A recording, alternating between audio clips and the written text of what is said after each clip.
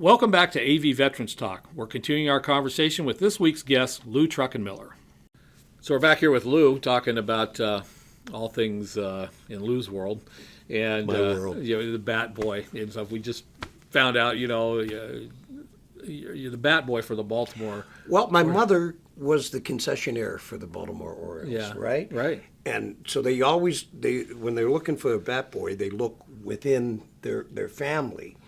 And the requirements for me to be the bat boy for the Baltimore Orioles was that I fit the uniform at the time. Yeah. And then I could only do it for 1 year because there was, I believe he played shortstop no, he didn't play third base. It was shortstop. Luis Aparicio. At the time, to be politically correct at that time in history, the second year that I was going to be the bat boy, I grew. And I was taller than Luis Aparicio. And they said, we can't have this. The bat boy can't be taller than the player. The bat boy can't be taller than the player. And I was about 6 inches taller than him. So it was a short-lived experience. Well, in the midst of all this, cool stuff going on in your life, you decided, Uncle Sam came calling. Now, was it a draft thing or Army? It was, I got the letter. Greetings. You got the letter. Greetings, and we love you, and you're going in the Army. Yeah. I didn't want to go in that way. Yes. So I went to my recruiter, and I said, what can I do? You're not going to just pick me up off the streets for 2 years. And he said, well, if you would go for an extra year, you can pick your classification, what you want to do.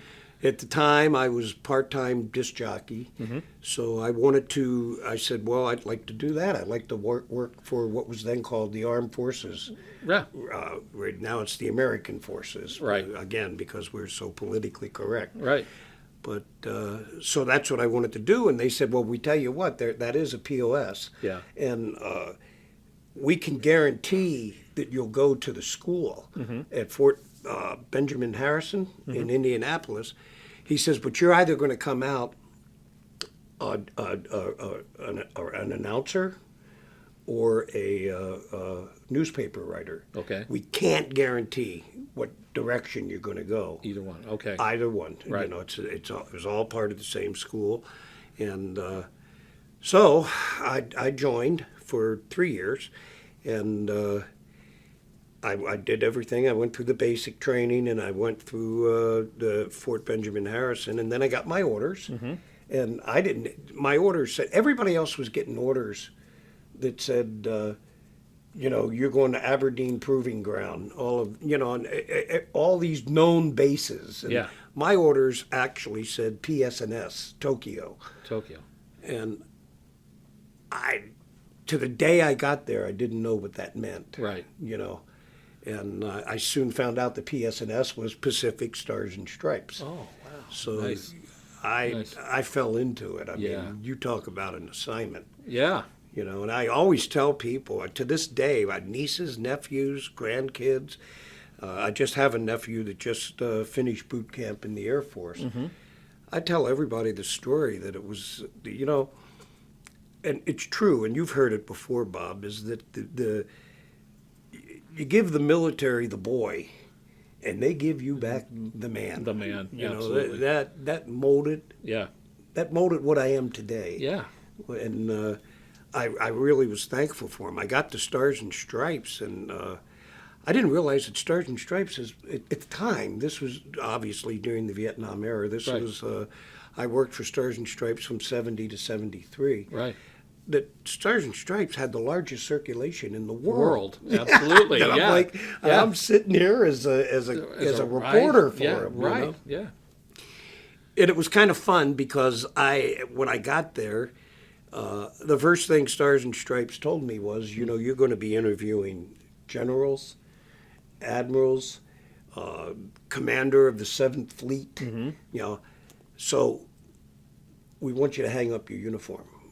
You're not going to wear a uniform because they didn't want the brass to know that I was an enlisted man. Yeah, I got it. You Right, know, right. that they could look at me and say, "How dare you?" Ask don't me speak that. to me that way. So they put me in a coat and tie, and then what happened? Here I was in the middle of Tokyo, so I bypassed California a little bit. Yes, you know, did, yeah. And I ended up in Tokyo, and then it was decided that I was the youngest reporter for Stars and Stripes, and so they kind of made me. I was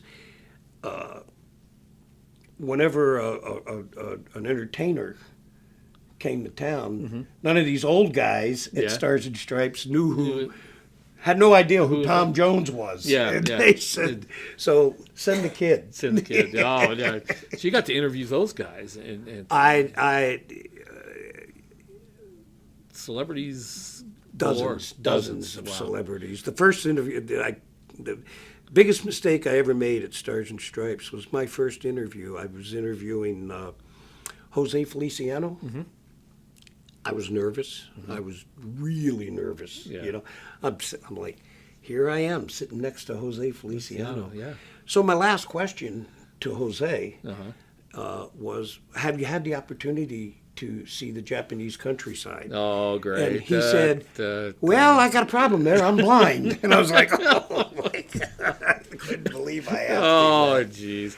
Well, that stuff happens. And Oh, so, yeah. But I did interview a lot of rock groups, Chicago, Yeah. Creedence Clearwater Revival. Yeah.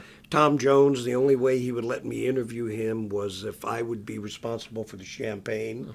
And so we sat in the bar of the Hilton Hotel in Tokyo, and we drank 3 bottles of champagne. Oh, my Me- God. It was a very successful interview. Oh, I bet you it I just was. wish I had taken notes. Yeah, I was going to say, gosh. So, hey, we'll take another break here. We come back, and this is good stuff. And, we'll talk a little bit more about that time period there. So we'll come right back here with Lou, and we'll continue this cool stuff, okay? So we'll be right back. I'm Bob Alvis, and thanks for joining us for this segment of AV Veterans Talk.